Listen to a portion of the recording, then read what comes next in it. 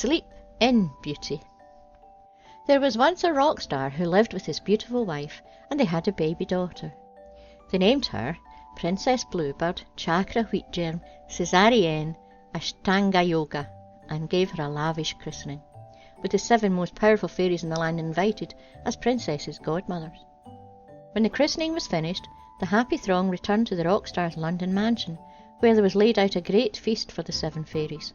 Placed before each one of the 7 was a magnificent goodie bag of spun gold, containing jewellery, cosmetics, airline vouchers, the latest mobile phones, teeth whitening kits, and backstage passes to every show on the rock star's forthcoming Kerching comeback tour. But as they were sitting down to their caviar sausages and cocktail sticks, they saw enter the mansion a very old fairy whom they had forgotten to invite. The rock star ordered that a goodie bag be brought for her at once, but his staff could not provide it, as they had only ordered enough for the 7 chosen fairies. The old fairy had been looking forward to getting her hands on a teeth whitening kit, and she sat muttering bitter words under her breath.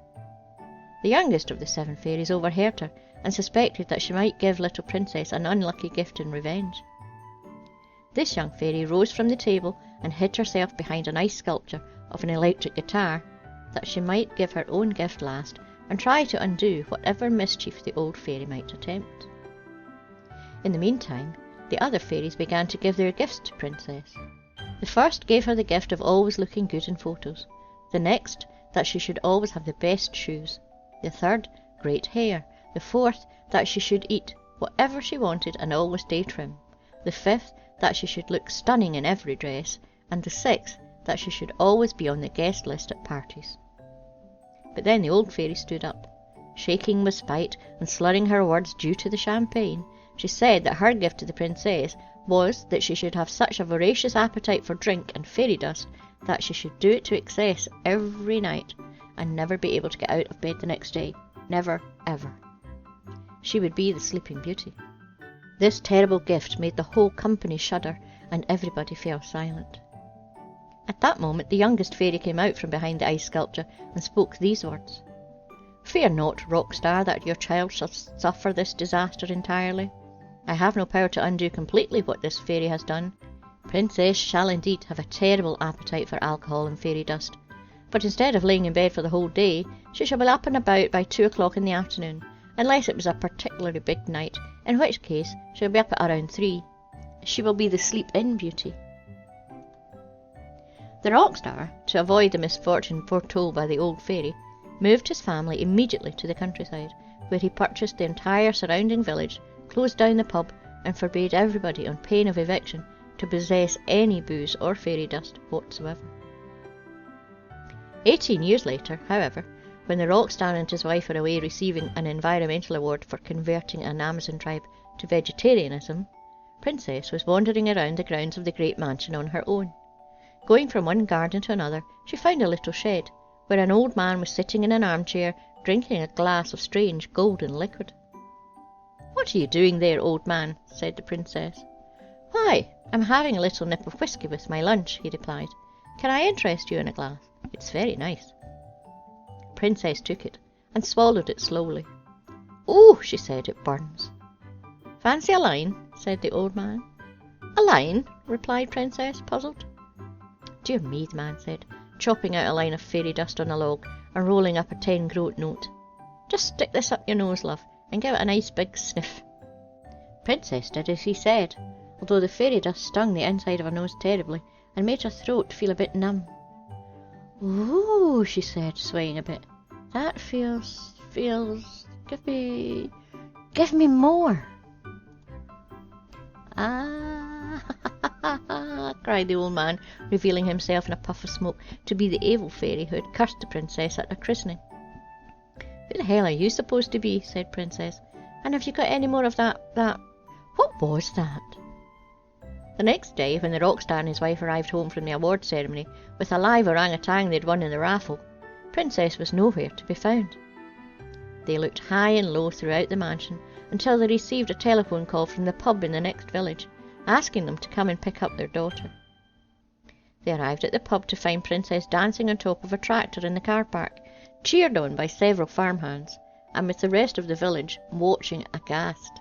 Quick as a flash, they bundled her into their 4x4 and sped home to put her to bed, despite Princess's protestations that they were old and boring. All night the rockstar and his wife paced the great hall of the mansion. Dawn came, and they still kept vigil. At 10 o'clock they went to rouse Princess, but she would not be moved, and she mumbled curses into her pillow, which had sick on it.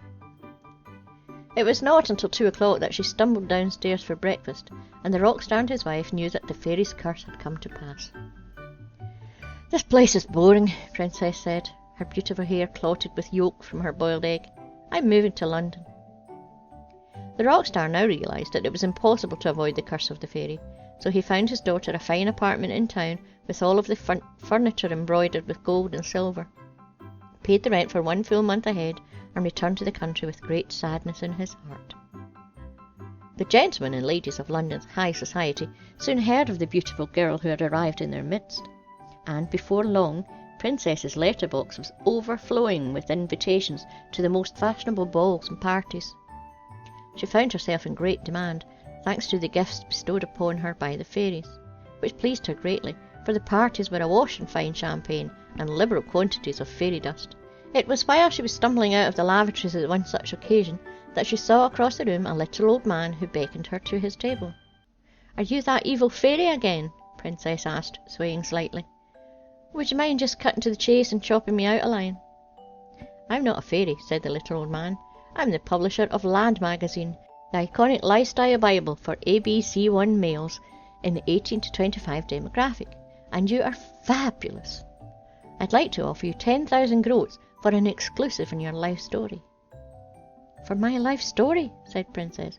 "Yes," said the little old man, "plus some photos of you in your pants." "What do you say?" "Your own," said Princess, happy at the thought of having 10,000 groats, for it was almost time to pay the rent on the apartment again, and she needed some more fairy dust too. "Excellent," said the little old man. "Get yourself down to the Lad magazine offices for 10 o'clock sharp tomorrow, and we'll get snapping." Princess was delighted with her good fortune, and ran to the bar to celebrate. In her giddiness, she drank glass after glass of champagne, and snorted a whole gram of fairy dust. She waved gaily at the paparazzi outside the party, and headed home for one last line before bed. The next day found the staff of Lad magazine running around in great excitement preparing for their exclusive photo shoot. A sumptuous spread had been laid out on a long table to welcome Princess, in the middle of which lay a large glass mirror, a 50-groat note, and a bag of fairy dust. However, when the clock struck 10 there was no sign of Princess, and nor had she arrived by past. The editor began to look impatient, and eyed the fairy dust hungrily. Meanwhile, poor Princess was lying in bed, victim to the fairy's curse. That one last line of fairy dust before bed had turned into 6 or 7, and she had only fallen asleep at 9 o'clock in the morning. Although she lay awake, she felt so sick that nothing could rouse her, not her screeching alarm clock, nor the telephone, which was ringing constantly. The staff of Lad magazine waited for her until the afternoon, at which point they swiped the fairy dust and adjourned to the pub. Princess arose at 2 o'clock in a great panic.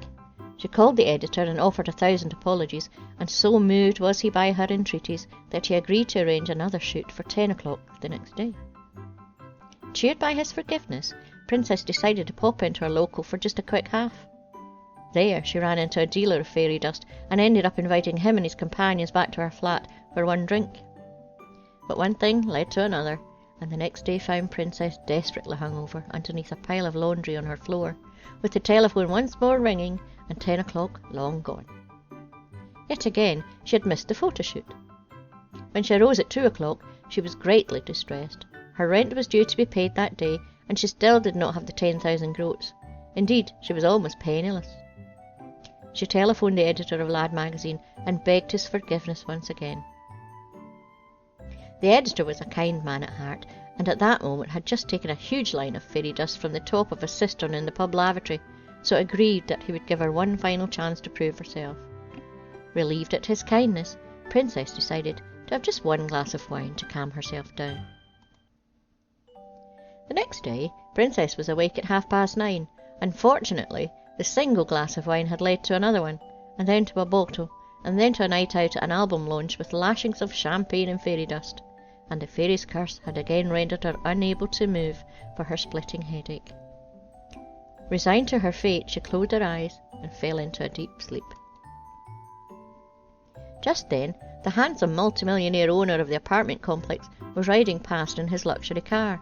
His assistant told him about the sleep-in beauty who lived in the apartment, who was in a deep sleep every day until 2 o'clock, and who was late with her rent.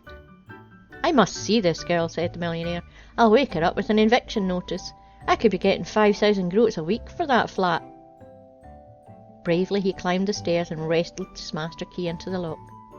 The room was so quiet that he could hear himself breathing, which he did through his mouth because the place smelled unmistakably of sick. When he saw Princess lying there in her enchanted slumber, however, he was so amazed at her beauty that he bent over and kissed her. At that moment she awoke, and although her breath almost made him gag, the millionaire fell in love with her where he stood. Princess wasted no time in telling him about the evil fairy's curse and how it was to be her undoing, as it was now 5 minutes to 10. "I have an idea," said the millionaire, and he pulled out his mobile phone. And so it was that Princess arrived at the magazine shoot, still in her bed, the millionaire having summoned 4 strong lackeys to lift the bed downstairs, whence it was airlifted to the studio by his personal helicopter. The Princess Between the Sheets edition became the most sought-after issue of Lad magazine ever, and the Princess and the millionaire were married soon after, with the wedding pictures sold to the press for enough money to keep her private stash of fairy dust replenished for several years thereafter. The end. Don't forget to like and subscribe and press the wee bell notification. And a huge big thank you to all my subscribers and patrons. See you next week. Bye bye.